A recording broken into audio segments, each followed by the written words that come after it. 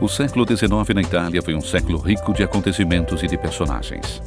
Entre os muitos que fizeram a história, encontramos muitos religiosos que, com a luz e a força do Evangelho, deram uma contribuição determinante para o desenvolvimento do país.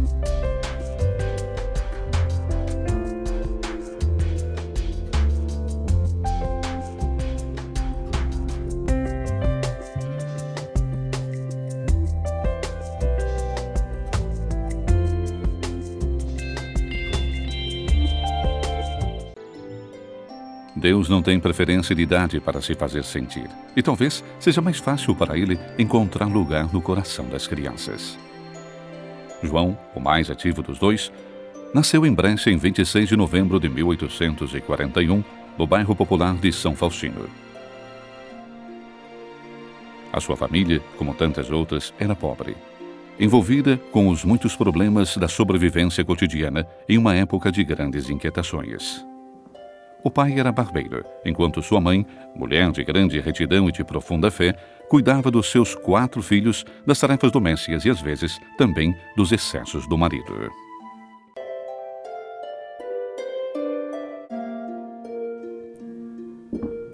O oratório da sua paróquia foi para ele como uma segunda casa, um local de forte educação cristã e de formação criativa do caráter.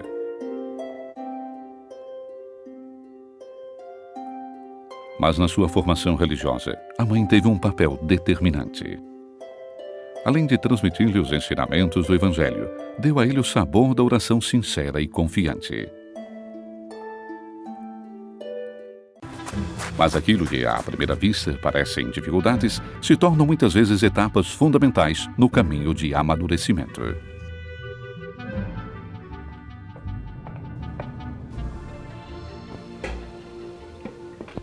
De novo sopa de couve-flor? João, você sabe que este é um momento difícil para nós. Tenha paciência. Não vou comer essa sopa.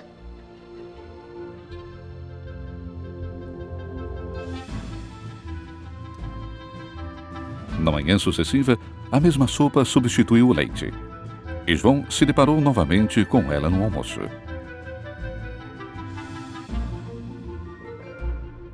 Teimoso como era, tentou resistir.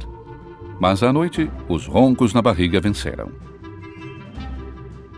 Escreveria a seguir: Ah, como bendigo minha mãe que, com amor iluminado, me ensinou a vigiar sobre minha natureza conflituosa. Infelizmente, seus ensinamentos e o seu afeto deixam de se manifestar muito cedo. Tinha somente 10 anos quando ficou órfão. Em poucos anos perdeu também a irmã e um irmão. E esses fatos lhe deixaram sempre, inclusive nos momentos mais alegres, um véu de tristeza sobre o rosto. E, sobretudo, escavaram no coração uma grande sensibilidade para com as crianças órfãs, pobres e abandonadas. Depois da morte da mãe, João foi entregue aos cuidados do avô materno, pessoa simples, mas de sólida formação cristã. Dele aprendeu a entusiasmar-se com os relatos da Bíblia, que um dia nutririam e tornariam fascinante a sua pregação. Aos cuidados de um fabricante de colchões chamado Zanolini, que vendo João pálido e triste, decidiu mandá-lo para Avalio para passar as férias de verão perto do lago de Garda para que se restabelecesse no físico e no espírito. Lá encontrou um sacerdote que se tornaria fundamental nas suas escolhas futuras. Chamava-se Padre Pancrazio Pezzana e era o pároco da cidade.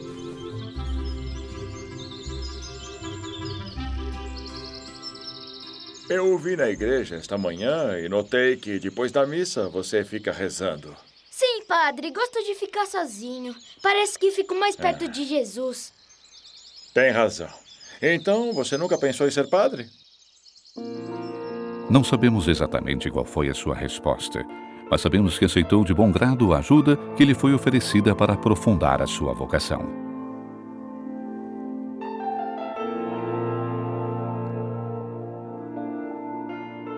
Nos anos sucessivos, provavelmente teve seus estudos pagos na canônica, assistido e encorajado pelo próprio sacerdote. Em 1860, foi finalmente aceito no segundo curso de filosofia no seminário de Brescia.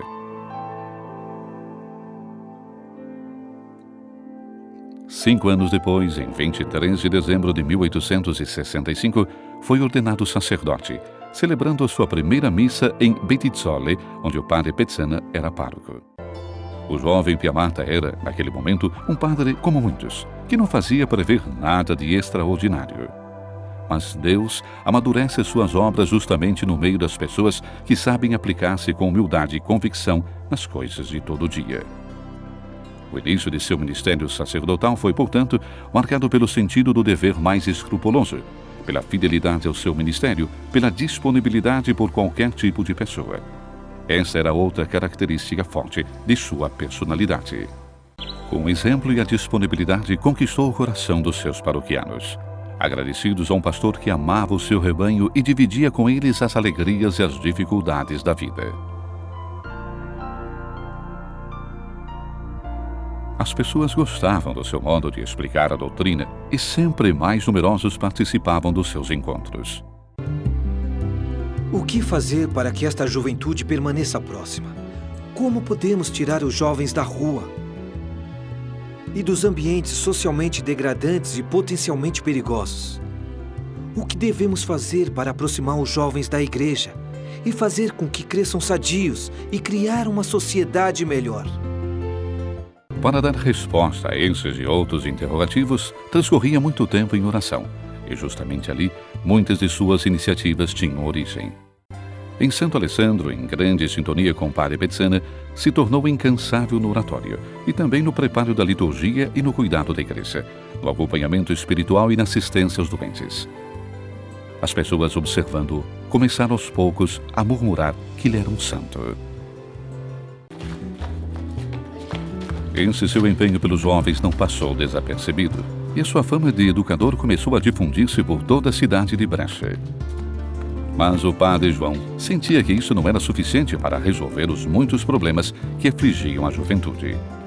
Era preciso fazer algo mais completo para formá-los para a vida. Era preciso acompanhá-los na inserção ao trabalho, prepará-los para novas tarefas que o período exigia. O seu coração, porém, continuava a bater pelas expectativas da juventude, e em 3 de dezembro de 1886, em meio a 1000 dúvidas e dificuldades, iniciou aquilo que se tornaria depois o Instituto Artigianelli.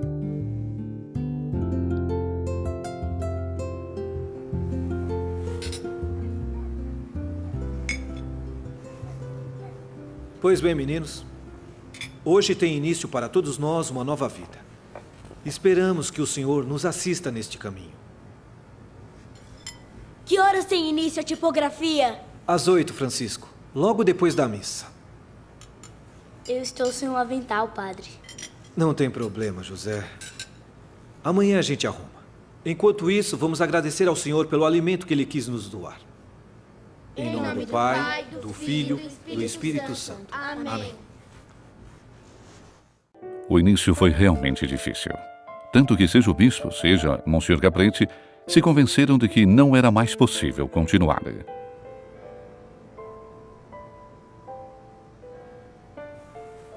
Padre João, a situação do Instituto é desastrosa.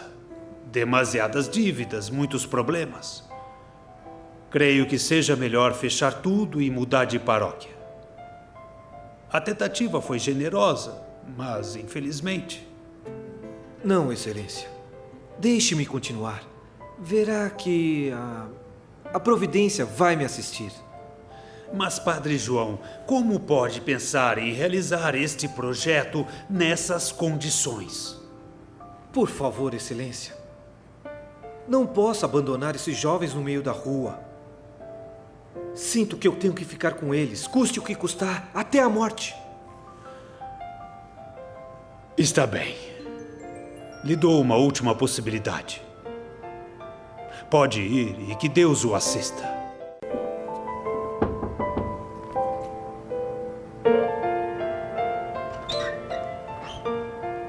Bom dia. Bom dia, senhora. Entregue este envelope ao Padre João, por favor. Com certeza. Bom dia. Bom dia.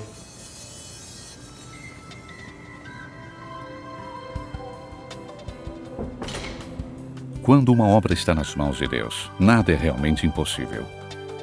E assim, graças a doações imprevistas, o Instituto conseguiu superar as dificuldades e prosseguir, e em pouco tempo se tornou conhecido e apreciado em toda a cidade. Os jovens que saíam dos Artigianelli eram apreciados por sua honestidade e pelas grandes capacidades profissionais. Tipógrafos, livreiros, construtores, marceneiros, pedreiros, padeiros, sapateiros, costureiros e muitas outras profissões se tornariam muito procuradas no mercado de trabalho que estava se industrializando. Padre João Bonsignore, que Piamata conhecia, era um padre especialista em ciências agrárias, apaixonado por agricultura, além que pelas almas. Há algum tempo estava estudando as teorias de Stanislau Solari sobre a rotação dos cultivos, sonhando em aplicá-las em larga medida para aumentar a fertilidade da terra em benefício dos camponeses. Ambos estavam convencidos de que a religião não era contrária ao progresso, pelo contrário. Entre os dois houve uma sinergia. Um colocou à disposição a sua ciência e o outro as suas capacidades organizacionais. Em 25 de maio de 1896, com 5 alunos, nascia assim a colônia agrícola de Remedello.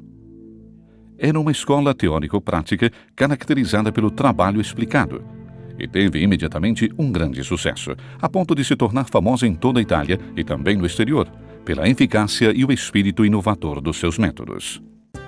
Desde 1886 tinha conseguido, com os conhecidos sacrifícios, obter uma pequena tipografia para o Instituto, com a ideia de preparar jovens tipógrafos, mas também de difundir a imprensa católica em um tempo no qual a Igreja era taxada de obscurantismo. Assim, da sua tipografia, saiu naquele tempo quase toda a imprensa católica de Brescia, como O Cidadão de Brescia, A Voz do Povo, Escola Italiana Moderna, A Mãe Católica e o famoso O Jovem Estudante, de Jeremias Bonomelli. Pensou também de editar livros, sobretudo de teologia, e por isso criou a editora Queriniana. Padre Piamata tinha uma certeza: a obra era de Deus e deveria continuar.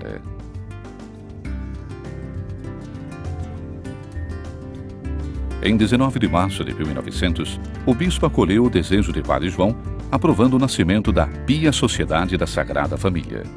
Era baseada em poucos e simples princípios: a oração, a obediência e a caridade, vivida em espírito de família, para ajudar a ser bons educadores e amparar-se nas dificuldades. 11 anos depois, para responder às múltiplas exigências do universo feminino e para dar consistência ao grupo de mulheres que eram como mães para os jovens do Instituto, junto a Elisa Baldo, deu vida às pobres servas da Sagrada Família de Nazaré, que se chamaram em seguida as Humildes Servas do Senhor. Em 25 de abril de 1913, aos 72 anos, depois de uma vida vivida inteiramente para Deus e para os jovens, enquanto visitava a colônia agrícola de Remedello, entregou-se serenamente ao Senhor. Padre João Piamata foi como uma semente de trigo, da qual fala Jesus no Evangelho, que caindo na terra por amor, deu frutos em abundância para o bem de muitos.